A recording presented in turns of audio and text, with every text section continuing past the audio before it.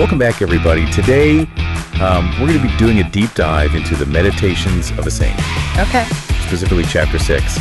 And this chapter was suggested by a listener, and it's all about overcoming weaknesses. Yeah. Things that we all struggle with. And I think it's a topic that a lot of us can relate to. Absolutely. So the title of this chapter is Recognizing and Transcending Individual Vulnerabilities.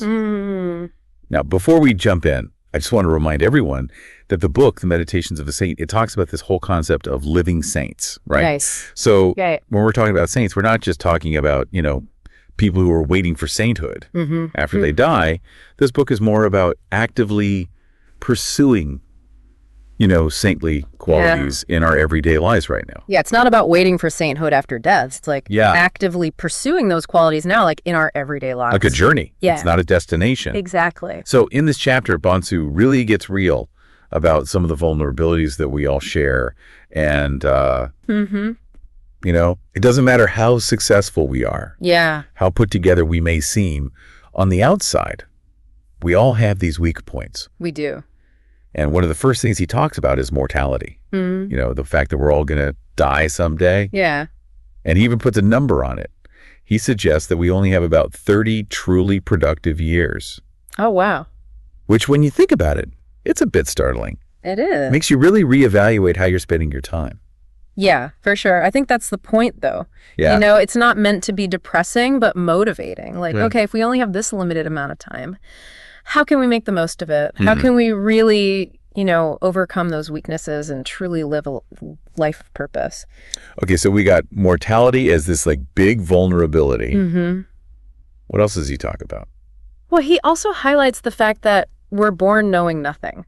Yeah. Like, think about it, as babies, we're completely dependent. We're vulnerable to misinformation, manipulation, That's such a great point. Yeah. I never really thought about it that way. Yeah. But it's true. We come into this world knowing nothing. Yeah. And that vulnerability, it doesn't just go away when we grow up, does it? No, not at all. We're constantly bombarded with information these days. Yeah. And it can be so hard to sift through, what's true, Right. what's not.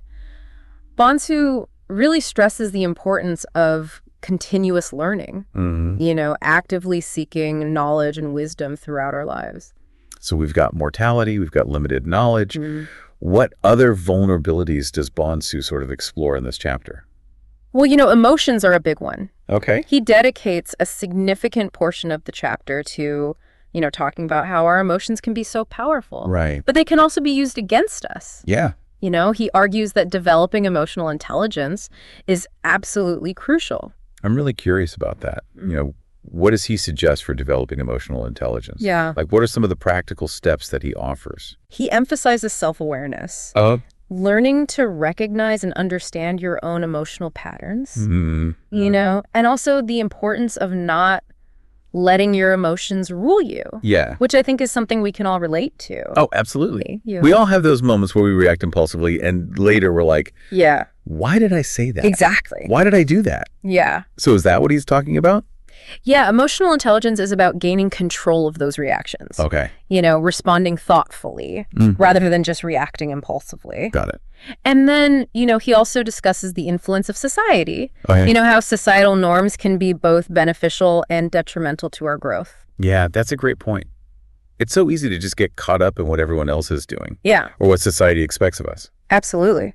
But it sounds like Bonsu is encouraging us to think critically about those expectations. He is. He wants us to question those norms, figure out which ones really serve us, which ones are holding us back. Yeah. It's about taking ownership of our values and choices.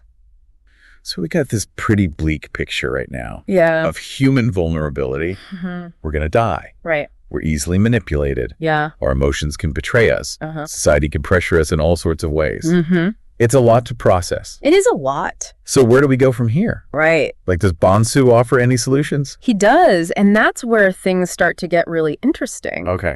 He shifts from identifying these vulnerabilities to actually providing practical strategies for overcoming them. Okay. He sees these vulnerabilities not as insurmountable obstacles, but as opportunities for growth. Okay, I'm all ears. What are some of these strategies? He starts with the foundation self-awareness. He emphasizes the importance of honestly recognizing your weak points. So step one is like, admit that you have weaknesses. Exactly. You can't fix what you don't acknowledge. Right. Makes sense. So what comes after self-awareness? Like, what are some of the specific things that we can do to start addressing these vulnerabilities we've been talking about? Well, one of the first things he emphasizes is education, and continuous learning. It's about actively combating ignorance by seeking knowledge and understanding. Okay, yeah, that ties in really nicely with what we were discussing earlier about, being vulnerable to misinformation. Right. The more we learn, the better equipped we are to discern truth from falsehood.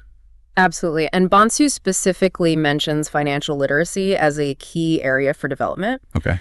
He argues that, understanding how to manage money, plan for the future, that's crucial for feeling secure and empowered. Right.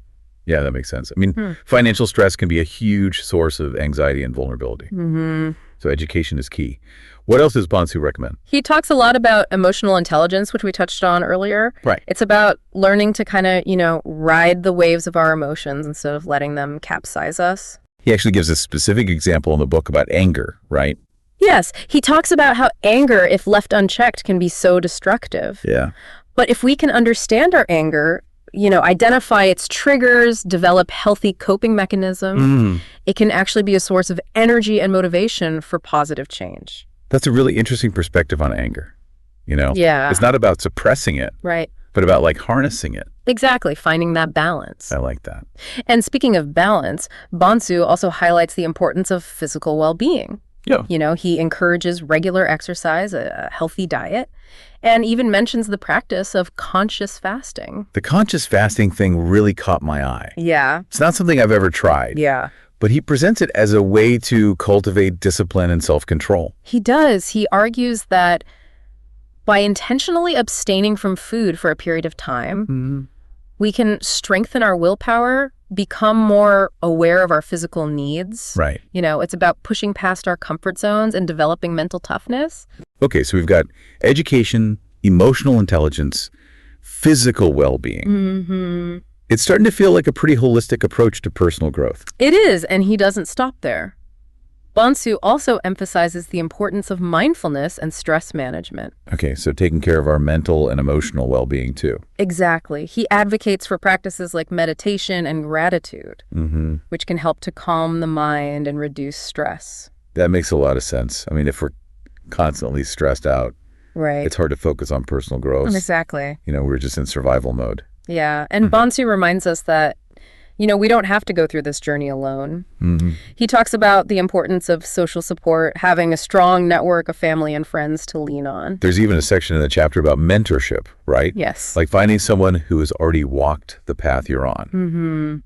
Someone who can offer guidance and support. Exactly. He believes that having a mentor can be invaluable, especially when, facing challenges or making difficult decisions. And he even quotes a proverb that says, the way of a fool is right in his own eyes, but a wise man listens to advice. I love that it's a reminder that we don't have all the answers. Yeah. And seeking guidance from others can be incredibly helpful, especially those who have more experience than we do. And in this rapidly changing world, Bonsu emphasizes the need for adaptation and innovation. Right. We need to be willing to embrace new ideas and approaches. That's so true. Clinging to outdated beliefs or methods will only hold us back. Absolutely. Yeah. He also stresses the importance of taking care of our physical health through regular checkups and preventative measures. Right. It's about taking a proactive approach to well-being. Easy to overlook, but crucial. It's like that saying, an ounce of prevention is worth a pound of cure. But let's be honest, none of this is going to be easy, right? Overcoming weaknesses, striving for these saintly qualities, it's going to take a lot of effort. It is. And Bonsu acknowledges that, he emphasizes the importance of hard work and dedication. He's not promising a quick fix or an easy path. Yeah. He's talking about putting in the time and effort required to truly transform ourselves. And he also talks about the importance of ethical behavior, right? Yes. Having a strong moral compass and living with integrity. He argues that ethical behavior is essential for building trust and navigating the complexities of life. He reminds us that our actions have consequences not just for ourselves, but for others as well. I think that's such an important point, especially in today's world where there's so much emphasis on, personal success sometimes at the expense of others. Yeah. It sounds like Bonsu is saying that true personal growth is inseparable from ethical behavior. Exactly. He's weaving together personal growth with a sense of responsibility and integrity. So it's not just about becoming the best version of ourselves for our own sake. Right. It's about becoming better human beings Yeah. so that we can contribute to a better world. Precisely. And that leads us to another key strategy that Bonsu highlights: goal setting. Okay. He believes that having a clear vision of where we want to go and then creating a plan to get there is essential. That makes sense. If we don't have a destination in mind, we're just wandering aimlessly. But Bonsu takes it a step further, right? Mm-hmm. He talks about aligning those goals with our ethical principles. He does. He's saying that it's not enough to just achieve success.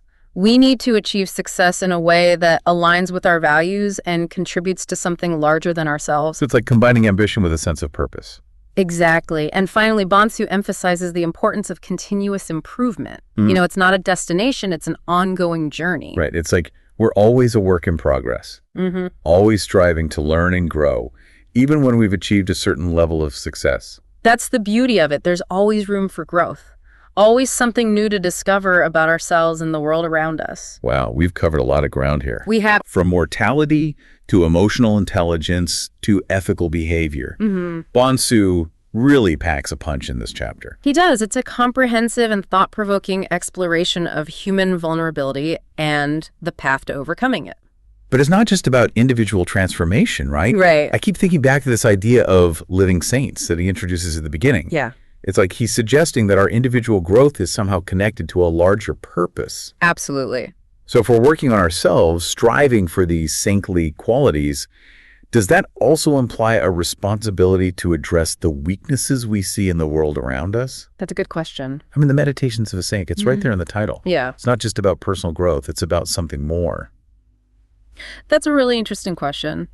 The chapter focuses on individual weaknesses, but it does make you wonder about societal weaknesses as well. Right? Like, what about the vulnerabilities of our communities, our country, even the world at large? If living saints are all about striving for good, wouldn't that suggest a responsibility to use those qualities to make a positive impact? It's definitely something to ponder. It is, and I think it's a perfect place to transition into our final thoughts for you today. Yeah. As we wrap up our deep dive into Chapter 6, this idea of living saints and their responsibility to the world just keeps kind of swirling in my mind. Yeah. It's like Bonsu's giving us the tools to build ourselves up, right? But then he's asking, okay, what are you going to build with those tools? It's a powerful question. And, he doesn't provide any easy answers. Right. But he encourages us to think critically about how our personal growth kind of intersects with the needs of the world around us. Yeah. It's like he's prompting us to move beyond that self-help bubble. Yeah. And really consider the entire picture. What does it mean to be a living saint? Not just in our personal lives, but in our communities, our workplaces, our societies as a whole. I think that's the beauty of Bonsu's work, It's not just about individual transformation. Right. It's about recognizing that our individual journeys are kind of intertwined with the collective journey of humanity. So as you reflect on this chapter and the insights we've uncovered today, I want to leave you with a few questions to ponder. Okay. What vulnerabilities do you see in your own community or the world at large? And how can you, with your unique strengths and skills, contribute to addressing those vulnerabilities? What does it mean for you to be a living saint in a world that so desperately needs compassion, wisdom, and courage?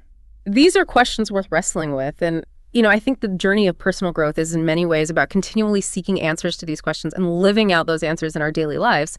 Beautifully said. Well, thank you so much for joining us on this deep dive. I hope you found it insightful and thought-provoking. Remember, personal growth is a lifelong journey, and we're all in this together. Until next time, keep seeking, keep learning, and keep striving to be the best version of yourself for the good of the world.